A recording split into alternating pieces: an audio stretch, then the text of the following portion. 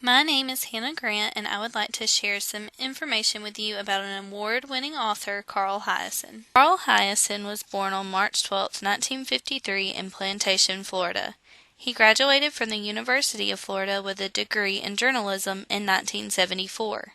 He has worked as a general assignment and investigative reporter for the Miami Herald, but currently works as a weekly columnist. He is the author of adult and children's novels. You can find his books, biography, and contact info on carlhiaasen.com. In this interview, Carl Hiaasen will talk about how he became interested in being a writer. Whether you admit it or not, you're writing for yourself. And you're writing a story that you came up with, the characters that you devised, and you're assuming that someone else might be interested in it. I knew when I was very young that I wanted to write. I wasn't sure what I wanted to write. I was into newspaper. We had 2 newspapers delivered every day. I loved to read the newspaper. I thought I maybe would be a sports writer for a while, but I knew I just liked to sit and write. And part of it comes from the love of reading. I don't know any writers who don't love to read and who didn't get their love and passion for the language and for storytelling from books they'd read. You're writing all in newspaper work, it's all day long in the newsroom.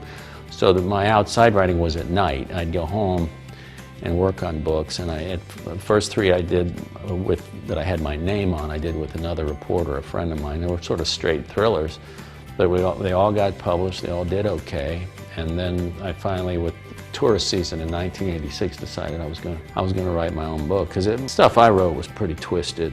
You know, when you're writing with someone else and you're sort of writing in a genre, you can't do the kind of stuff that I wanted to do, say the things I wanted to say, and go after the politicians and some of the people that I was going to do it. You know, the writers are just strange and highly disturbed individuals, most of us.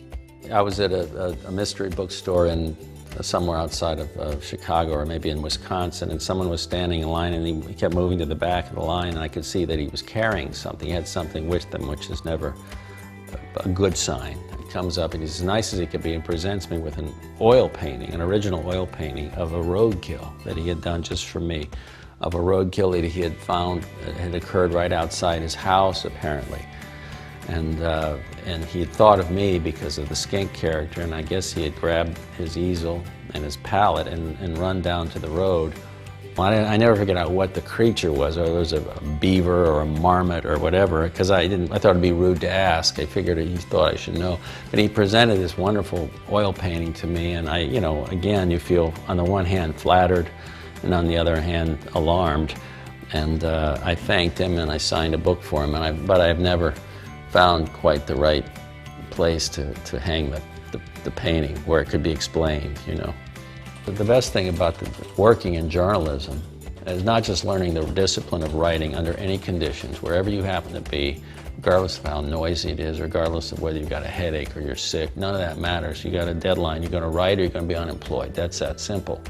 So it teaches you that when you get up on a day to write a novel and you don't, I don't feel good, my stomach's bound, well, forget about it. You're going to write anyway because that's what you do. That's your job, and that's a great, you know, thing to have. You know you can do it because you've done it before, and you're writing a story that you came up with, the characters that you devised, and you're assuming that someone else might be interested in it.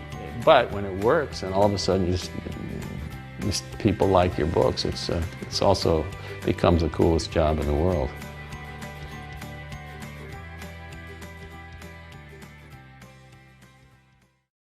Hiaasen has written many books. The majority of his novels are adult fiction and are often included in the nature and environmental genre.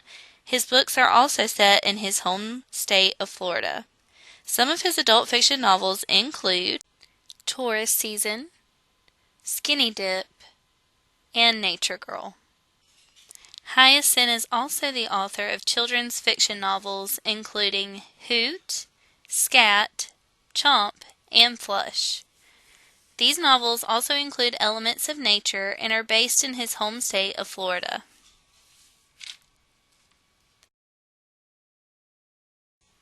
He is also the author of 2 nonfiction books, including Team Rodent and The Downhill Lie.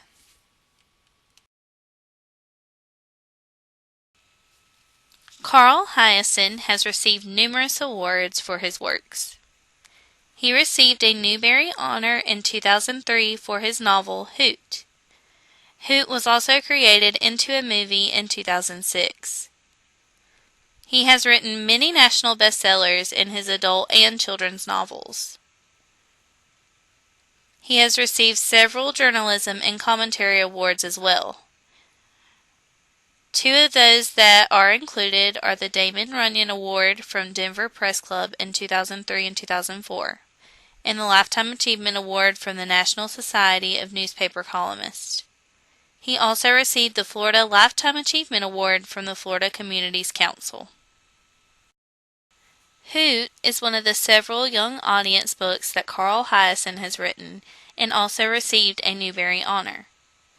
The setting of the story takes place in Coconut Cove, Florida, where Roy Eberhardt, the main character, moves into the area.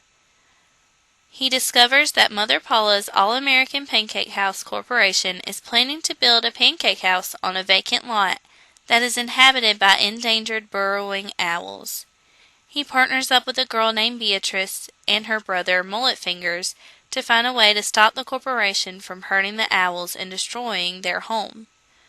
With all 3 of them working up schemes and pranks together, they rally their school together to stop Mother Paula's All-American Pancake House Corporation from making a huge mistake of ruining the home and lives of these endangered, burrowing owls. As a teacher tip, Hoot could be used in the classroom with a literature focus unit in probably the 5th grade. This unit could focus on topics such as challenging vocabulary, story plot, comparison and contrast of characters, story sequence, and comprehension. Personally, I would assign group projects at the end of the unit. I would have students use Hoot to display their understanding of concepts that they have learned throughout the unit. For example, one group may present a poster project comparing the main character Roy with another character in the story. I found some helpful tips on Teachers Pay Teachers that could be beneficial in planning this literature focus unit.